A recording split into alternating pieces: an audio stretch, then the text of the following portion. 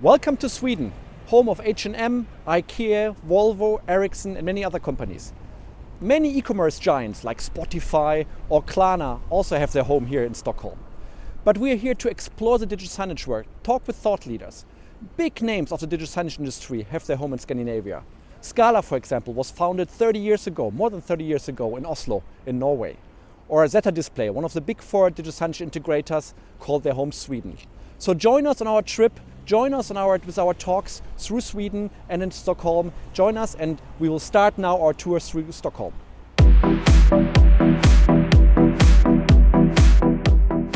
So we have Scorette, obviously shoe brands, who placed the Illo Touch display right into the shop window, and the touch works through the window.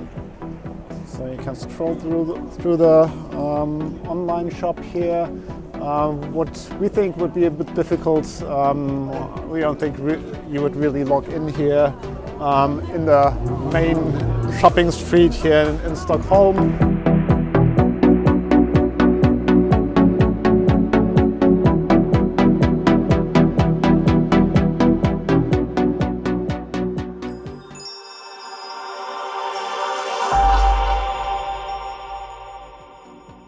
Okay, we're here in the Volvo car showroom in downtown Stockholm.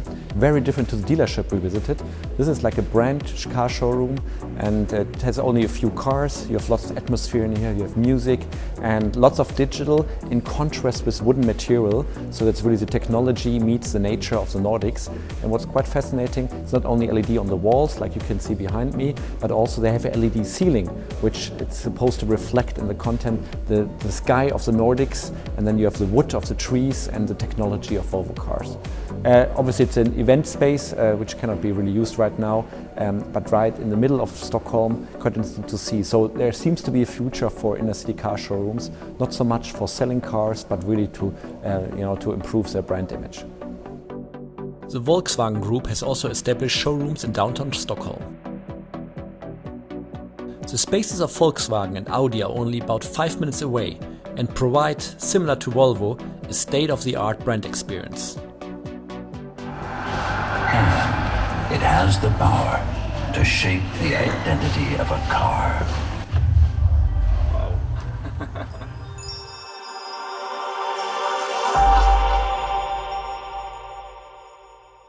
Anders, thanks for having us here in your fantastic office. So visual art, we're here at Visual Art's office in the center of Stockholm. And so visual art has changed dramatically since it started. And so what happened 1.5 years ago? Well, what happened was that we sold half of the company. So before we had two different business areas. One was digital signage that we still have in our hands, and the other one was out-of-home advertisements. And obviously the big change was that it's much easier now to do business because we focus on one thing. Yeah. And I think your main shareholder now is Ocean Outdoor, because they acquired the digital of-home business. They acquired 50% of the company, so 50% is still owned by the management in the company. Fantastic. So give us a short overview. So what is visual art today in 2021? I think we are the top-of-line supplier, and we also are one of the few that can do everything for the client. And that everything is that we have the best technology, so we can help you with anything like machine learning, AI, or whatever. We also support all the different platforms available. And we also have fantastic content creating skills, so we can do the absolute finest content. So that's the best of two worlds, I would say. And then of course we are the most friendly and kind people as well. Well, you're sweet, so that helps. No, I think being a full-service integrator is vital in today's world, because digital signage is not a silo anymore. So when you look at signage, when you look at content management, what has changed and what is important nowadays? How are you different, and how can you enable your customers to be different? I think that everything is growing together, and we can see our latest client, Blomsterlandet, where it started out with digital signage only, and now we're using the commercials for TV for them as well. So we are moving from outscreens to TV and not the opposite way around. So now we're taking control over the whole kind of content for a client, both the web, social media, digital screens and also the TV commercials. So it goes both ways, but it comes together as one package, I would say. And the main platform is the digital signage platform, or is it a CMS which feeds to digital signage, to TV, to social media, everything? So what is the role of visual art in this project? Well, the role is that you then have your content library more or less, that you can create footage for all medias at the same time. That's kind of the key. So the CMS is really important, and also then of course creating different kind of format for different kind of medias as well. So visual art is moving towards experience platforms, something like this, or a digital experience platform? Yeah, you can absolutely tell that, absolutely. So we're getting more of the cake, I would say, from the whole clients. That's a big step. That's very interesting. But you're not only having Swedish customers, you have customers around the world, right? Yeah, we have 25 countries with the clients in, and we have companies in 7 different countries already. And the latest thing we've done is we're reselling our software as well. So we are told to be one of the best on the Tyson and WebOS platform. So we got 2,000 screens in Australia. Australia? Yes. Wow. So we have a competitor that has bought the software from us. So that's what we focus right now as well, to resell the software as well. Okay. And without mentioning a name, I think you have a very good competence in QSR, right? In quick service restaurants, menu boards and everything. So this started many moons ago in Sweden, or? Absolutely. So menu boards is our really main focus, I would say. I'm really good at that, and also really good at taking photos of the food as well to make it look delicious as well. Mm-hmm. And I think that's one of the problems with many clients have. They are really good advertisement agencies, but they're used to do posters, so still images, and you need to get the food to come alive to make it look tasty as well. Yeah. And I think you also, connect with data.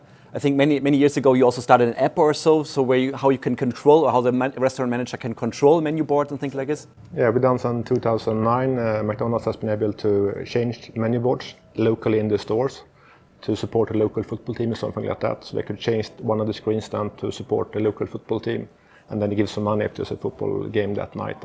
So since 2009, they have been able to control the screens locally as well in the store, if they're allowed to, of course. Yeah. That's interesting. So it's really the role of digital signage, of content management is changing. It's really data-driven. And so which direction do you see the market heading? What will be digital signage in 3-5 years from now? It's a good question. I think that we see more and more automated content creation. So you do your promotion planning, some kind of tool, and then it goes to TV, or it goes to digital screens, it goes to the web. So everything will be kind of connected together. So a lot of content will be automatically created, I think. Okay. And then there's one important question, because in Scandinavia, we're touring around, we're visiting different players in the market. Scandinavia is quite far ahead compared to the rest of the world in regards to signage and digital e-payment and all of these solutions. What do you think, what is the reason why digital has been so popular in this region, and why people like all these digital gadgets so much? It's a really good question. I think that we, for many years, looked a lot at American movies and kind of colored by the American lifestyle. And they often had quite cool things in the US before us, if you go back some years, and that kind of has lived in Sweden as well. So we like new things, I would say. Cool. Like to be American in that sense. Well, it's winter, it's cool temperature out there. To be honest, it's quite nice currently, but being cool. So Anders, thanks a lot. It was very interesting getting some insights about visual arts, and thanks for having us. Thank you. My pleasure.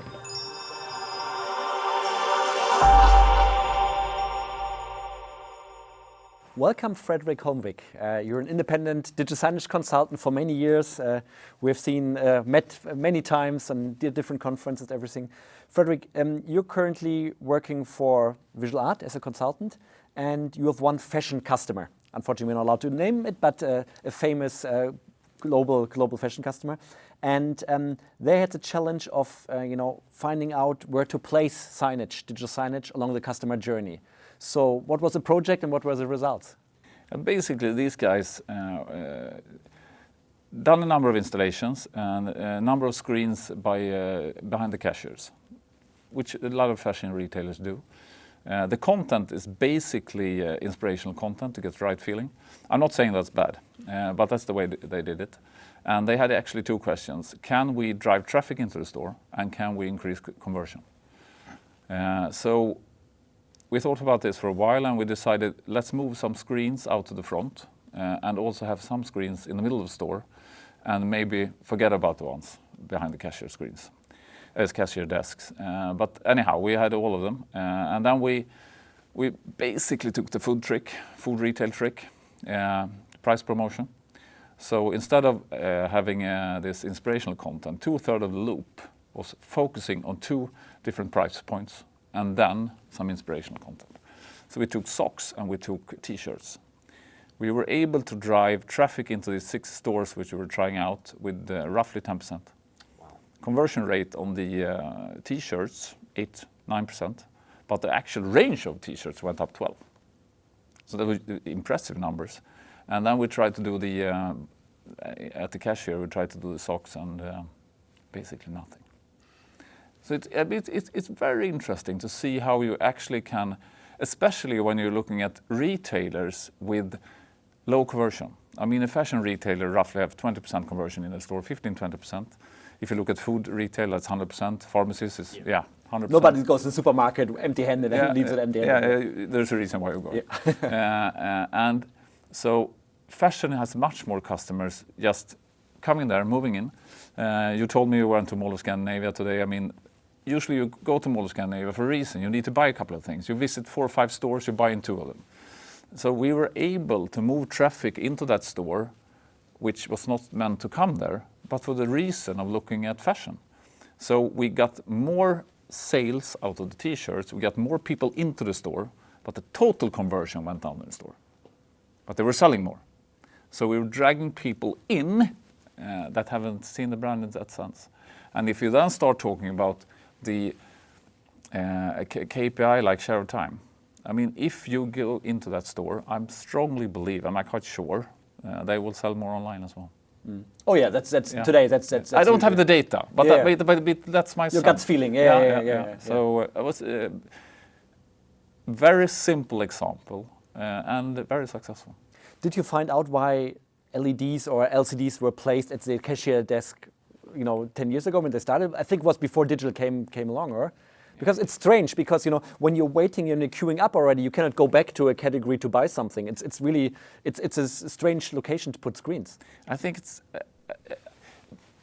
basically it can be done in 2 ways. And as you say, I mean, why talk to the customer when they're leaving, right? Yeah. Of course, you can send them off with a message that you can return whatever you buy in 14 days or something, or join our loyalty program. I can believe in that. But if you do it big, with a big impact in the last end of the store, I think that can actually drag people in as well. Yeah. So I'm not saying that idea is dead, but the way they did it was 2 small screens. Okay. Yeah, and in that sense, we moved the communication out, very successful. So it's either having a huge LED at the back because it draws in people, or having smaller screens along the customer journey, as we always say, so you can really impact the journey before they line up for a checkout. That was very evident. Yeah. Fantastic. So you're still working with them? You're still improving the whole concept, or? Basically, we proved both traffic and conversion, and then we went into Corona. Okay, well. So let's get back on that one. Okay, let's. I think we come back in a few months and then check it out. Okay, Fredrik, was very interesting. Thanks a lot. Thank you. We are here in the middle of Stockholm at a quite famous place. This is where Greta Thunberg started the Fridays for Future movement. It's snowing in the middle of March. And we want to talk a little bit about green signage, green AV, sustainability. We found out in the past days that the Nordics is quite leading in this regards. So what are the main things about green signage and green AV? Yeah, I mean, it all starts with the product itself. So it all starts with product design. Then obviously there you have an impact on materials used, but also on power consumptions and all these things. Production, logistics, and then we're getting into the operations of digital signage systems. And they're obviously turning on off screens, using sensors to dim brightness levels, and all these things play a role. And it all ends with recycling of the materials. When we talk about products, LED, for example, there are various forms of LEDs, different pixel pitches. Some technologies are much more efficient, energy efficient than others. Then when we talk about screens, digital signage screens. Some of the manufacturers starting now, to produce and manufacture and design them, that it's easy to, recycle them later on. So you can separate each different component and really recycle it. And obviously, the longer you use some of the components, the better it is for the environment. It's not always the favorite of the industry, but obviously, from a sustainable perspective, that's good. So it's about hardware, it's about operational efficiency, and at the end of the day, it's also about, what kind of energy you're using. So green energy and green electricity, sustainable electricity, that plays a huge role. Recycling is a huge topic for the Swedish fashion brand H&M as well. The company has set up a garment-to-garment recycling system to bring more sustainability into the fashion and textile industry. Step 1 of the recycling process: customers are encouraged to bring their old clothes back to the store.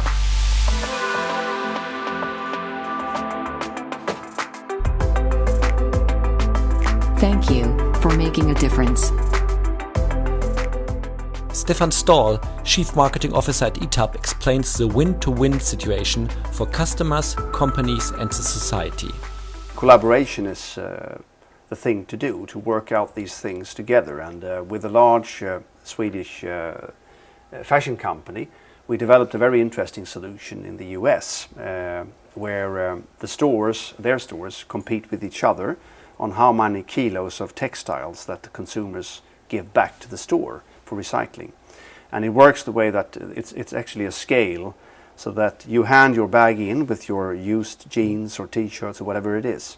And the more kilograms the scale shows, you get a discount for your next purchase. So it's an incentive for you.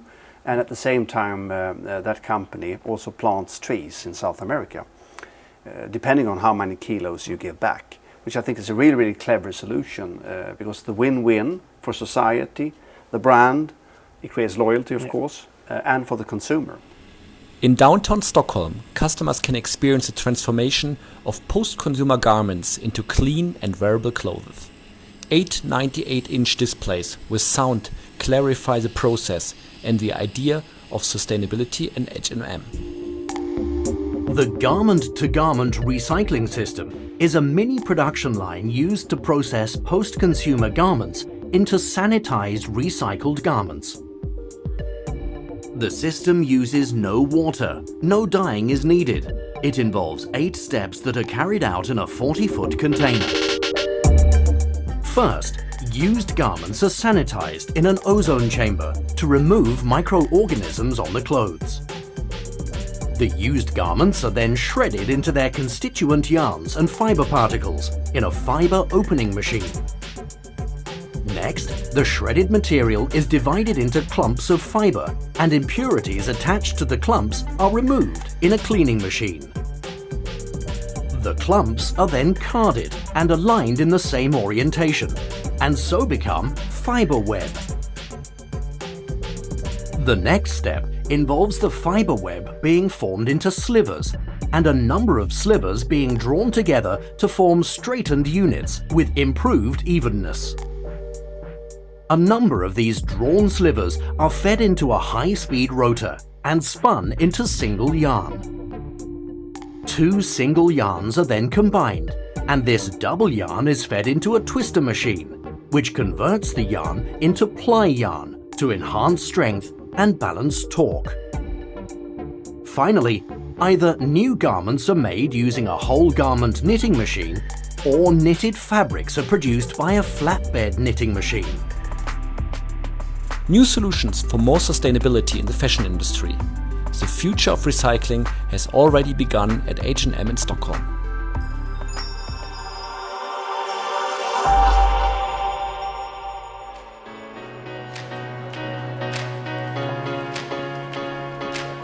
My name is Erik Nordla. I'm the head of sales development at Scandinavia, the operator of Finland's main airports. I was responsible for the digital solution here. We had an architect competition back in 2017 for this space, and the architects, they already drew a big curved display on the edges of this triangular space. Obviously, the idea of this whole space being to impress people who arrive here in Finland maybe for the first time. the curves of the display were originally drawn out by the architects without knowing any of the limitations of LED displays, so it was actually fairly difficult technically. And Samsung was willing to walk the extra mile to make this implementation possible.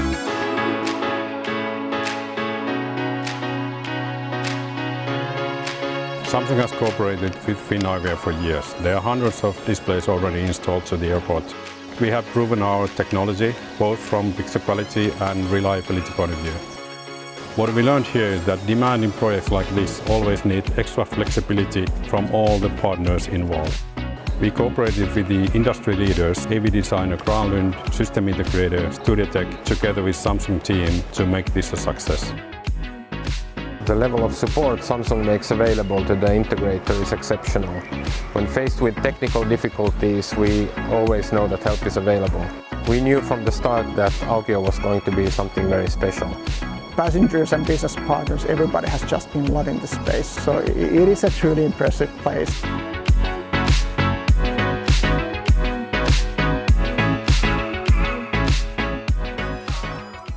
Okay, we're here at Rejmes, which is quite interesting to see. They have LEDs in the background, they're from Samsung, and the only purpose is really to have a dynamic canvas, so it draws attention from far away. The closer you get, the less it's really, driving people inside the store, but from far away on the other side of the street, it looks very nice. So that's a great idea how to integrate LED and architecture.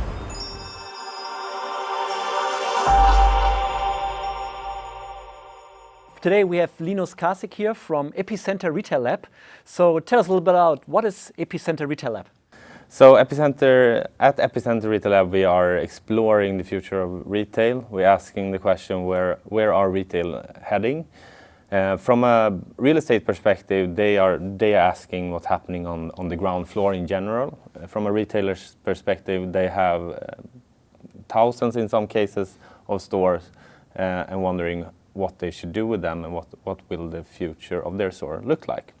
So here we gather large retailers, we have such as Coop or H&M and Microsoft, and together with a lot of retail tech companies, startups that are working with their new innovations, and we try to curate and educate around where the future is heading, because nobody really knows.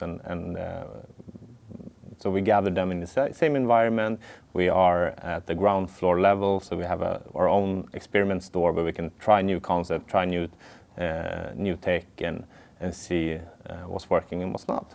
I think, Linus, that's a really fascinating part. So we're in the center of Stockholm, really in the city center. It's fantastic, and on ground level you really have two real stores. So retailers can come here and try out certain new products, new concepts, and everything. Exactly. So you can build something in the pre-day and test it in the afternoon.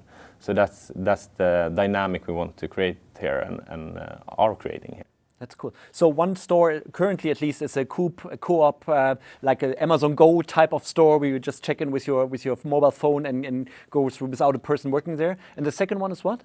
So right now it's a multi-brand store that are trying a new tech for how you split between the economics between brands. So they are at the store right now. We try to create different concepts and try new buying behaviors. So, for example, what happens if we do VIP shopping between 1 and 2? So you get 50% discount on everything. Or what happens if for every extra person you bring to the store, you get 10% discount? Or what other business models is there that you can work with at the store? So there's a lot of sensors, I assume, AI, all of this stuff, so to really measure and analyze how consumers behave in these stores. Exactly. That's really cool. So we walked just shortly, briefly through your open lab. So we saw lots of different people working on different concepts. Could you name a few or give us some impression what kind of companies there are? So we have one H&M created company called StoreLens that are working with dynamic pricing in the physical store. So they are a layer that you can add on to your brand's app. So, which makes it possible you can scan a product, and when you scan a product, it can change the price on other products, for example, or it can gives you information about the product. So you can create an gamified experience shopping in a physical store. What they basically do is that they have an ad and you can buy a product in the ad, or you can send that a product to your friend. So, for example, they did a campaign on the cinnamon bun day. Then you could switch. You could send a cinnamon bun to your friend, and they could go collect it at the 7-Eleven stores. Well, that's cool. Yeah. That's cool. So, and also shop windows. There's a big thing currently going on. We all know, most shops are closed in Europe, not here in Sweden. That's a great thing. That's one of the reasons we're also here. But the shop window becomes more important. And you mentioned, there's a little thing coming up also, which you want to try out here in your lab. Yeah, exactly. So we're going to put the first 5G digital signage here. To see, just to have some of our startups and scale-ups to elaborate on what that actually can mean. So we're doing that together with Ericsson and Fujitsu.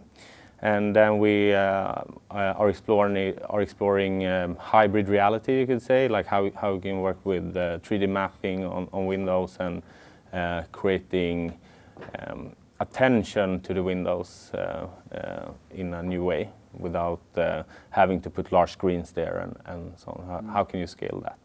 I think it's a great idea to have a lab in the middle of the city, so it's not somewhere in the outskirts or so. It's really close to the consumer, and you can try out certain things here, which you usually cannot do in a full-scale store. Definitely, and you can get answers from the morning to the afternoon, and make faster decisions, and instead of getting caught up in working in some basement somewhere and just listening to each other's opinions, you can actually try it. Exactly, that's a great thing. So we can really recommend the next time you're in Stockholm, come here to Epicenter Retail Lab and have a look at the stores and everything. It's fascinating. So Linus, thanks a lot. Thank you. Frederick, what is the store all about? Basically, we're in the concept store area of the Epicenter store. So in this working space where a number of companies come in to work together to actually create the future retail, basically. This area is an actual store environment. And you can bring in your products, you can try new products, and new technical concepts. And this is an area in the middle of central Stockholm where you can meet the customer and try these new things you want to try out.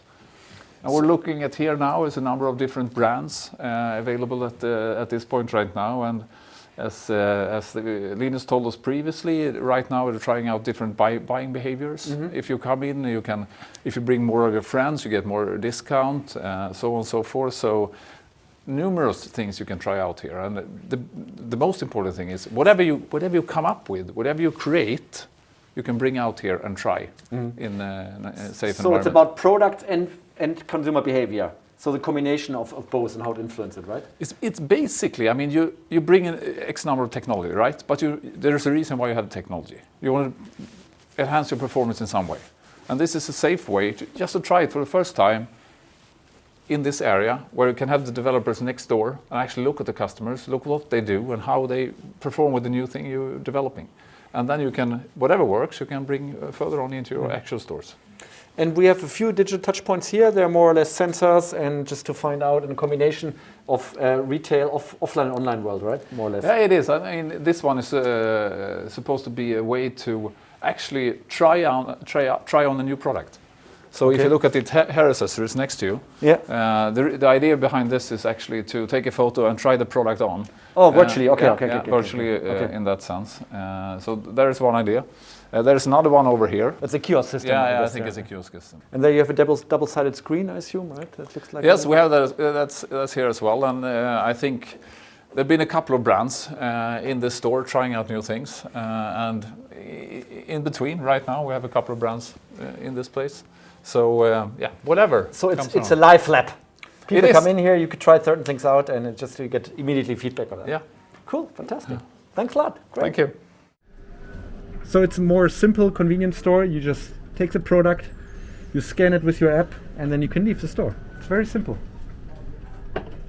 So it's a convenience store, with everyday products, some sweets, milk, some snacks. That's basically everything and it's one of these convenience concepts which are similar to what Amazon Go is, but not as fancy, not expensive. So there are not hundreds of sensors here. It's more simpler version which is easier to roll out and to deploy. And obviously you have screens, for introduction and with some ideas how it works, and obviously some promotion and explaining how the whole concept is working. So a simple but very, extension to standard stores. So it's all about offering services 24/7, and that's a big difference. It's not like having something like this in a neighborhood where you have already 20 supermarkets, but it's really extending service 24/7 or offering convenience products and services in areas where there's currently no supermarket. So it's a nice concept, and we're here at Coop. That's one of the big Swedish food retailers, and we're here at a retail lab in the center of Stockholm.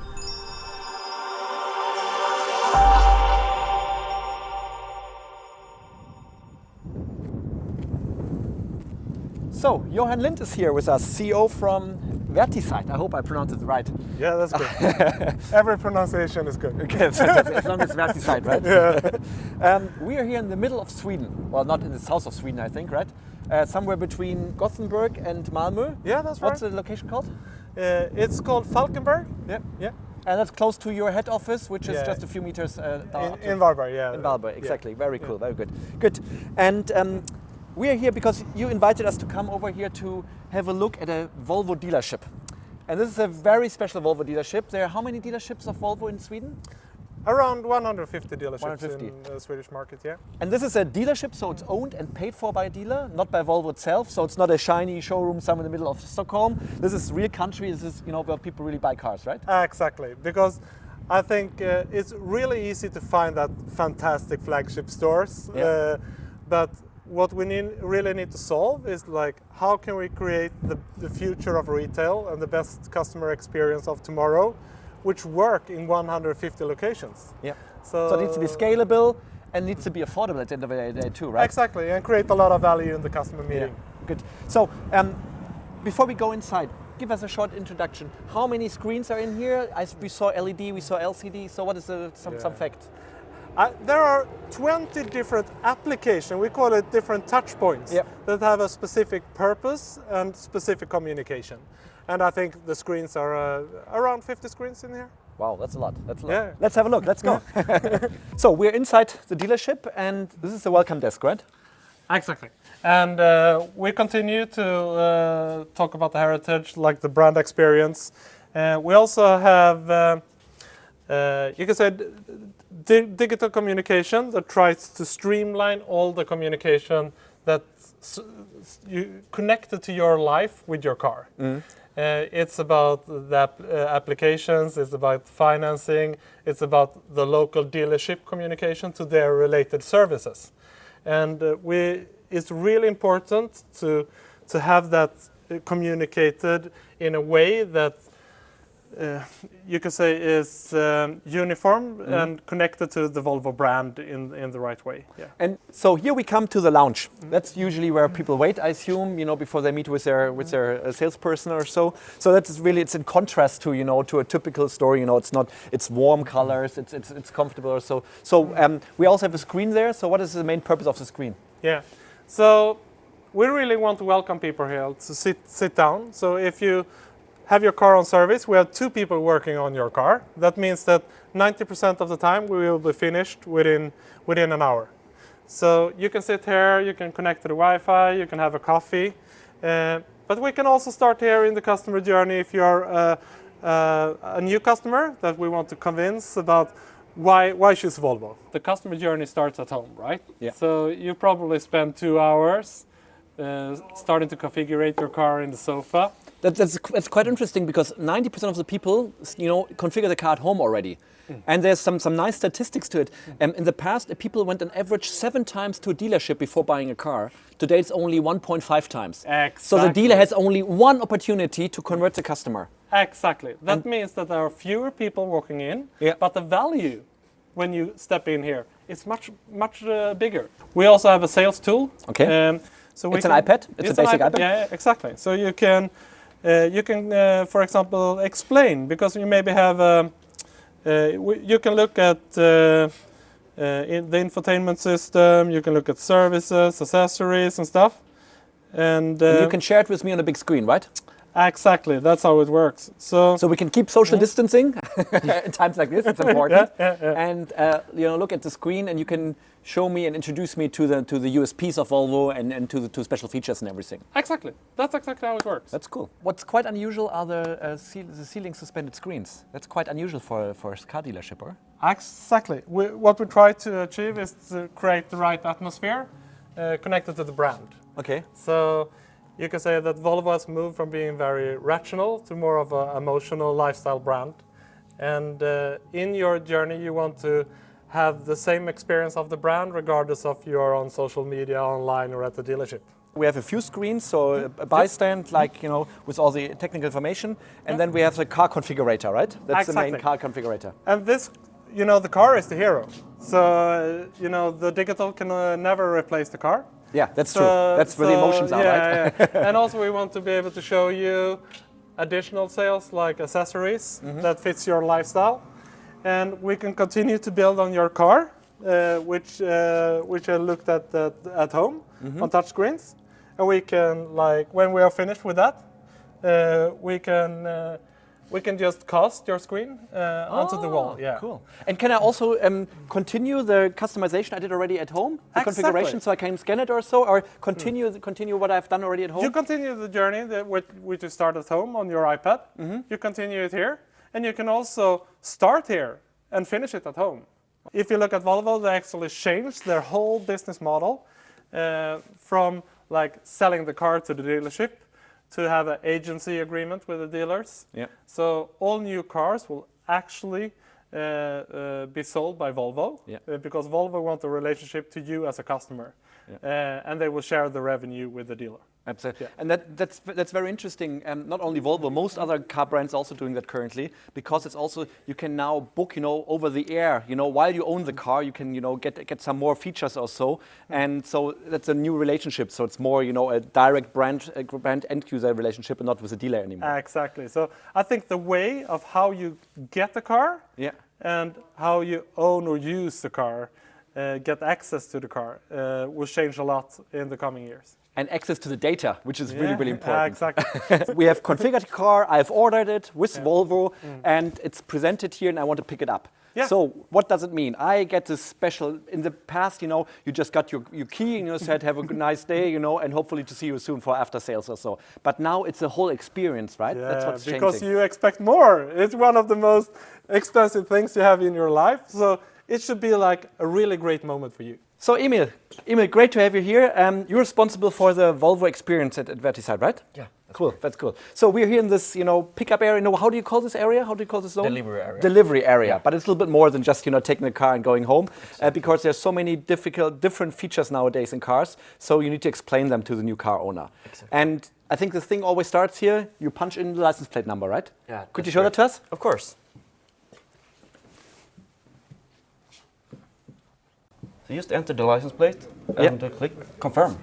And then the salesperson can see it's the correct car. You just confirm, and then the screen is ready when the customer enters this delivery area. Okay, good. So we start, and then I think it always starts with an agenda to know, what to expect for the next things. Exactly. But there's certain features you cannot show in a car showroom. No. One is a typical Swedish one, the large animal detection, having a big elk or moose or so waiting you in front of the corner. So could you maybe show us, how you can show this feature without hitting an elk? Of course. So you just click on innovations, and then you can see all the safety innovations in the car. So for example, here you have the large animal detection. So if you push on the large animal detection, then you will see a movie explaining how this feature works and also how this feature prevents from crashing into an elk. Sometimes you also have to, service your car, and you have to fill it up and wash it. So that's the reason we're out again in the beautiful sun of southern Sweden. Exactly. in the middle of winter. And to be honest, it's now the delivery start, because it's now your life with your new Volvo starts. Okay, that's cool. So what's really fascinating is something I've never seen anywhere before. Is you have LED screens above the doors. Where you wait for your service, right? Exactly. So what kind of idea is it? Why did you do that? We put screens there just to welcome you, because when you come here the next time, we want to tell you who will work with your car and actually guide you as well, wayfinding which ports should I drive to. Yeah. And it's a personal experience. It's part of the experience, right? You have your personal mechanics, almost like a Formula One driver, right? Exactly. So you know Henrik and Serkan are waiting for you. Your personal services. Exactly, and they will give you send an SMS or give you a mail and say, "Hi, this is Henrik. I'm your personal service technician, and I welcome you next Tuesday." And this is a public gas station, so everyone can go here. It's not only for Volvo drivers, everyone can go here. But Tanka is a brand of Volvo, right? So that's exactly. By coincidence, that's the reason it's owned by the dealership. Yeah. What we do here is that we talk about all the services and that we can offer at the dealership. We will also introduce you to, for example, new winter tires or how to wash your car, for example. And maybe we can offer you a coffee and have a test drive of a new Volvo. Yeah. So it's really about driving people who just want to fill up their car to the dealership and try to get the conversion and get their addresses and hopefully convince them. Super tactic communication. Yeah. That where we want you as a full customer, not only a petrol customer. We're back in Stockholm after a week of interesting projects, touring Gothenburg and many other places in Sweden. We're back in the capital of Sweden and I got a new haircut, which is probably the most important thing after 3 months of waiting for that. Was quite interesting to talk with so many leaders here to get to know why the Nordics are so superior in regards to digital signage compared to the rest of Europe. And we're looking forward to present you more shows from Dubai, from Zurich, from Singapore, Seoul and many other places. Join us at invidisXworld next time.